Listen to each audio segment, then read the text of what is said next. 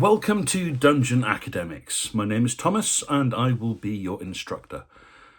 I'd like to talk a little bit about Critical Role and something that they do very well on the show. I've just watched the first episode of Campaign 4. I've really enjoyed it.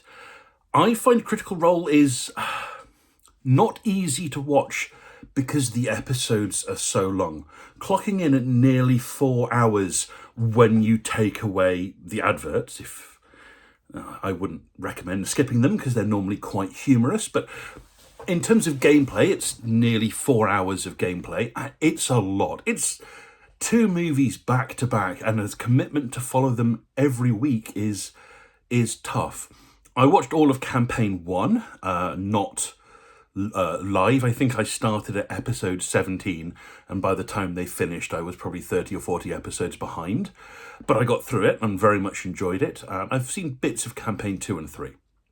But it's nice to watch the start of a new campaign, and we get to see something that Critical Role does very, very well. Even they have a new Games Master, Brennan Lee Munnigan, though describing him as a new Games Master is perhaps a disservice. He is one of the great Games Masters that you can follow through many different games. What does Critical Role do very, very well?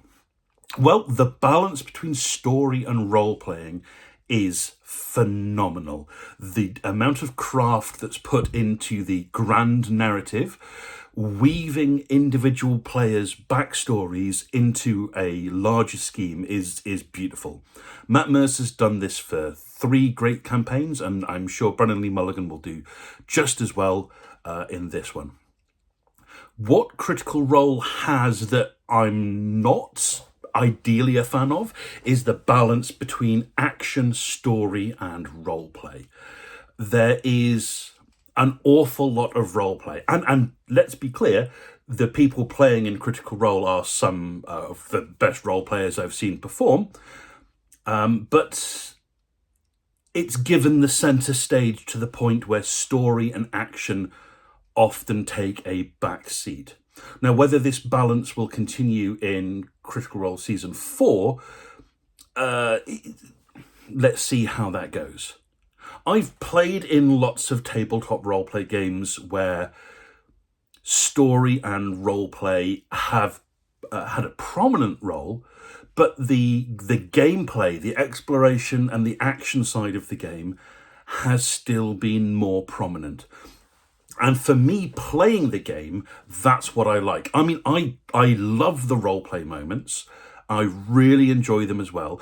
But I want a balanced game where story, roleplay, and action have a relatively equal mix. Whereas Critical Role definitely favours the roleplay side. And that's okay. People play Dungeons and Dragons in different ways. They want different things from the game. And when you're watching a game, you might have a different set of priorities than if you were playing a game. Watching dry mechanical combat isn't as much fun when you're not the player. At least for me. Maybe other people find that different. In the same way that I don't like watching football. I'm talking British football, European football, or even American football if you're Americans. I don't like spectator team sports. I don't find it as much fun to watch other people play a game. I mean, I'm not a big fan of playing football either. I was more a rugby person at school. But I'd rather be playing than watching. And perhaps the same is true for Dungeons and Dragons. At least for the combat and action side of the game. Now, obviously, the story and role-playing side, that is more interesting to watch. It becomes more of a semi-improvised story where you get to follow the characters over a very, very long arc.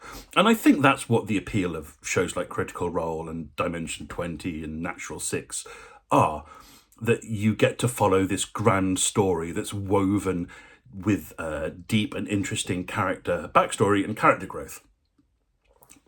This brings me to the point of this video.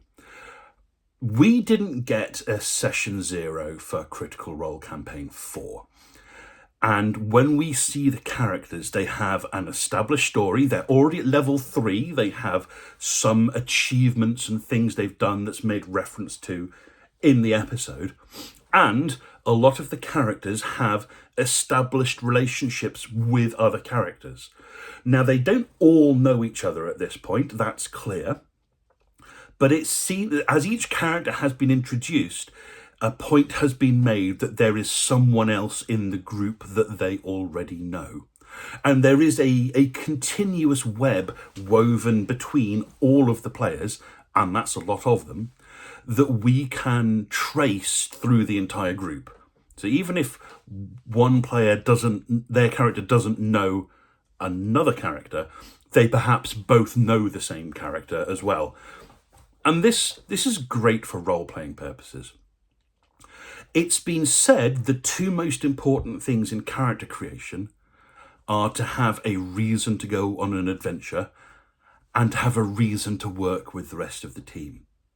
If your character doesn't have those, then it's going to be a struggle to weave them into a narrative in a team-based game. And the way Critical Role has handled this is very nicely. Every character has a reason to work within the larger group, and they are establishing that there is a set of events that have happened which will motivate the characters to go on this grand adventure together.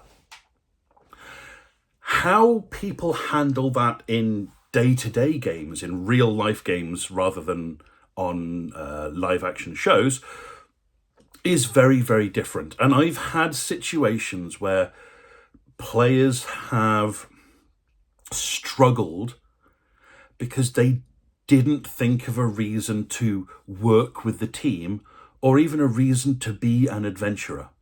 And as a games master, or dungeon master, it's your job to help the players establish this. But as a player, it's also your job to have this idea of why you would want to be on this adventure and why you would be working with a group. I think having resources to help players and dungeon masters establish these reasons and create these connections would be a good thing. And there are different approaches that one can take that would certainly help. If we look at the absolute classic start of a campaign, you meet in a tavern, that trope has, I don't want to say been overdone, but it's a very common trope. I have been in more than one campaign where everyone started in a tavern and they were met by a mysterious stranger that gave them a set of tasks to do. And whilst I'm not saying it's a bad way to do this, it creates an adventure that feels independent of the characters that you're playing. Let's consider Star Wars Episode 4 A New Hope. I'm going to be putting spoilers in for the original trilogy of Star Wars. I really don't think I need to say this because I'm assuming everyone's seen it, but if you haven't, be warned. The first film stars a random farm boy, a hermit who happened to know the farm boy's father, so there's a connection between those two characters, a smuggler and the mechanic that works with the smuggler, so those two characters have a connection between them, plus a princess. Those are the 5 main characters, plus 2 droids, who are randomly bought by the farmer. Those characters, most of them have no relation to each other, and they have no relation to the bigger plot. Yes, we learn that the princess is a diplomat and a rebel spy who's already fighting against the evil empire. We learn that the hermit that lives in the desert used to be a soldier and has some connection to the empire that's not exactly laid out firmly. But on the whole, most of them are random characters thrown into an adventure, and they go and have an adventure together. And And it works. It works in the context of the film. But in the context of a larger narrative, something is somewhat missing there. And it turns out in the next film, The Empire Strikes Back, that our farm boy is actually the son of one of the big bad guys of the whole campaign. And the princess is actually his long-lost sister. We learn that in the next film. And the hermit was the big bad guy's mentor. So now they have this connection to the plot, and the stakes are suddenly raised. Not only is the Rebel Alliance under threat, but they have a personal stake in the story as well. And I really like this approach. And I don't mind that it took until film 2 and 3 to establish these backstories. Film 1 was world building and a complete story all by itself. And then films 2 and 3 retconned a few additional bits of information in. If you're running a big campaign, it makes sense to try and have these ideas established at the start so that you can weave them into the story as you go along. If you just randomly meet in a tavern and start to go on an adventure, it's going to be tougher to establish relationships between the players and relationships between the grand narrative and the players. So having a good session 0 is quite important. And as I said, Critical Role didn't have a session 0.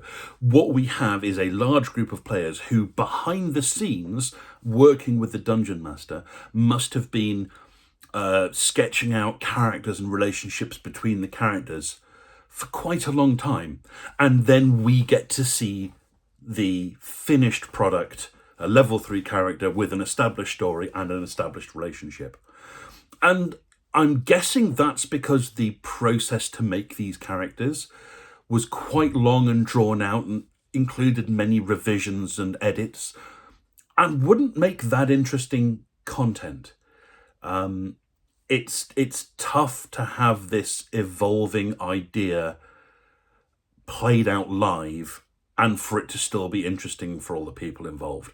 So I don't begrudge them not having a session 0 episode. Whether they'll add something later, I don't know. Maybe they'd already established the characters and the relationships, but then rolling the dice to get the ability scores and building the actual character sheet, that could have been done in a session 0. Whether people would be interested in that to watch, that's something for the Critical Role crew to decide.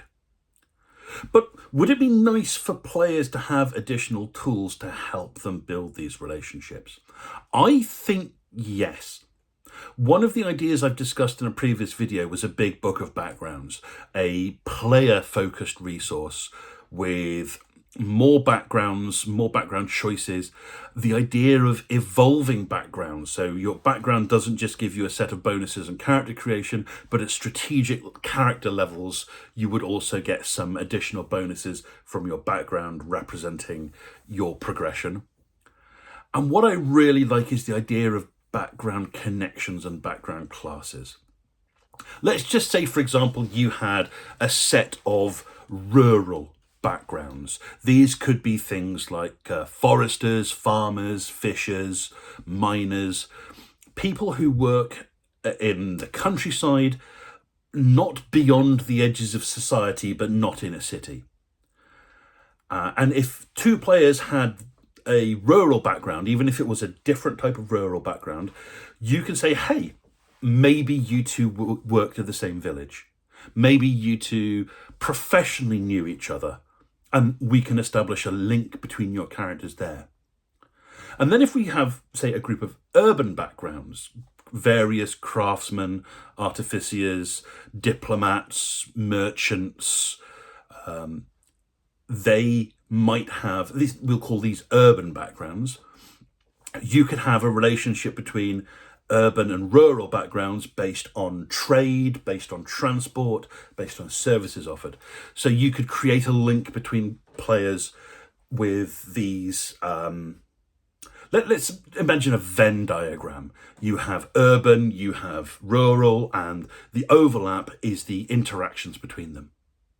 And then you could make a series of different background groups. So we've got rural, we've got urban, underworld, scholarly, and then outland. Outland is people who are far beyond the reaches of society. So if someone has the same class of background, you can establish a connection there.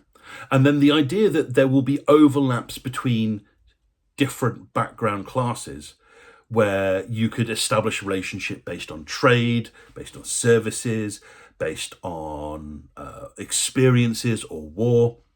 I think that would be a useful tool for players. Now, obviously, some players don't need this. They can fully form an idea of a story by themselves and between the other players. And this is especially true in gaming groups where the people know each other already. But in gaming groups where you are playing with other people for the first time and you might not know them socially otherwise, having an extra tool to help build up these relationships would certainly be useful.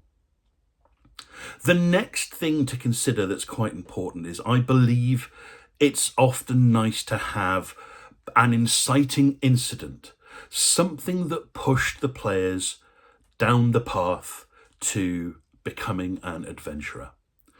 I won't put any spoilers in for Critical Role Season 4, but the players meet in-game, not the characters meeting for the first time, the characters meet in-game at a funeral for someone they all have a connection to. And this could be the inciting incident that starts that campaign. Something they need to investigate, avenge, or defend against. So what happened to your player, to your character that pushed them into the life of an adventurer? What was their inciting incident? And if you make a list of potential inciting incidents that players can pick from, and obviously they can choose their own inciting incident, there's no problem there. But if they fall into one of several pre-existing classes, then the interaction between background and inciting incident is a way to create a link between players. If you have someone from a rural setting and the inciting incident was a tribe of goblins attacked their village, then someone with an outland class background, they might have interacted with that tribe of goblins before. They might be hunting a particular goblin and that brings them to the village.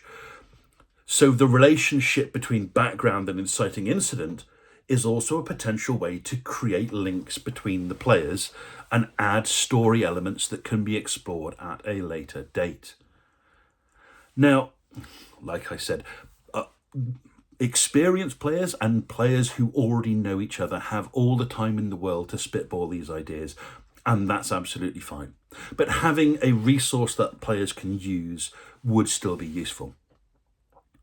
I've actually done something quite similar in a campaign that I'm writing for a different gaming system. The way that I've put the characters together is that all the characters in high school together, and they are all in the Harvard Club for the school. This is a select group of students that the principal is hoping to send to Harvard in the next academic year. And they've all had their opportunity to choose their backgrounds. This will be the cliques that they are members of. It could be the subjects they want to study at university next year, or it could be an extracurricular activity that they have that they share with other characters.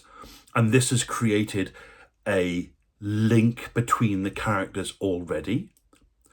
And then there's going to be an inciting incident, which will be revealed to the players soon. I haven't actually got to this bit with my players, so if you're watching, then cover your ears for a few seconds. The principal is going to ask them to intervene and prevent a prank at the school ball, but he doesn't know who's pulling the prank off, so they have to investigate all the different cliques and work out who's going to do it and figure out how to stop them. So they have an inciting incident that's going to bring them together. They have interwoven backgrounds, so they already know the other characters through this Harvard Club and potentially through the cliques and the connections between the cliques. And this sort of semi-formal structure has created story hooks that will push the character and story growth through the campaign.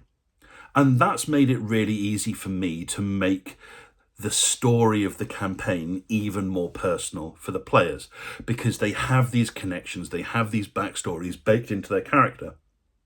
And now I can add elements into the grand narrative that will be tied more personally to them and create a better gaming experience, in my opinion. So, to summarize all of this, what does Critical Role do really well? It makes characters that are linked to the other characters, and their backstory is linked to the grand narrative. How can we bring this out of Critical Role and make regular players have access to this same opportunity? Well, if we give players and dungeon masters resources that help them establish links between characters before the campaign starts, this would allow better storytelling opportunities as the game progresses. If I happen to be in charge of writing the next edition of Dungeons and Dragons, that's something that I would want to include as a mechanical aid for storytelling. Sometimes Dungeons and Dragons is all about the mechanics of action and combat and exploration. Sometimes it's figuring out ways to tell better stories. And I think Critical Role does that really well. And I think with the right tools, we all could as well. So, make great characters and enjoy your next game, whatever it may be.